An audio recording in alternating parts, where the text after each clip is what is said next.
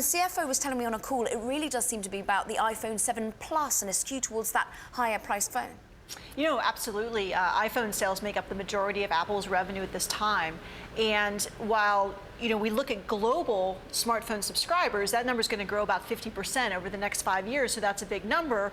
But as we all know, Apple makes a lot of money selling phones, unlike some of their competitors. And so if we look at the market that they're pursuing, which is more the middle class and upper class, right, that growth curve isn't going to be as high. So when you take all of that into account, it's doubly impressive, the numbers that they've posted for 2016.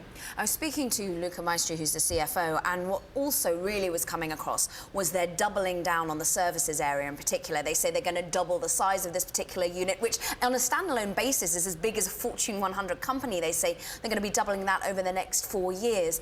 How much do you think services is the right bet for Apple?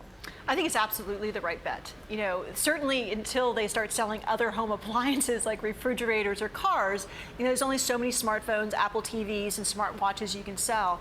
And there's a lot of upside in the services business, not only on the media side, but I think there's also some areas like Apple Pay where there's relatively low consumer adoption today of only 11% in the US, but there's a lot of upside in the services market on that side.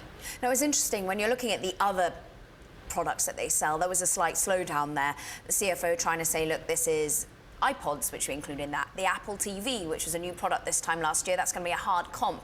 But do they need another product? The watch actually starts to be looking like it's selling relatively well, a record quarter for it. I don't know that they need another product. We also expect to see, if we look at the adoption of smartwatches today, while they're only a fraction of total wearable sales today, they're going to be as large, about 40% of wearable sales within about 5 years. So there's a lot of upside in that market as well, as we move from about 18% of US online adults owning a wearable device today to 29% in just 4 years. I think what also struck me was the lack of a mention of China this time round, particularly from the CFO. He said Brazil's going really well, Turkey's going really well. China does seem to be a slowdown area. Are they right to be focusing so much on China or switching attention to India a little bit more?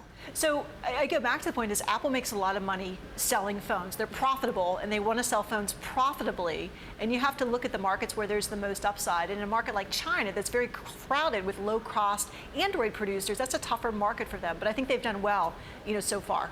But not where their biggest growth will probably come from. And would India be the right sort of country, given that, the average earnings power in India is less than China? Do they have as much of an opportunity in that country, do you think? So I think there's almost more of an opportunity in India. If we look at the growth in smartphone adoption in China, that'll grow by about 50% over the next 5 years. But in India, that will almost double. And if you look at each of these markets of about 1 billion people, the middle class and the upper class are still very, very large markets, even bigger than the United States in each of these markets. A lot of upside.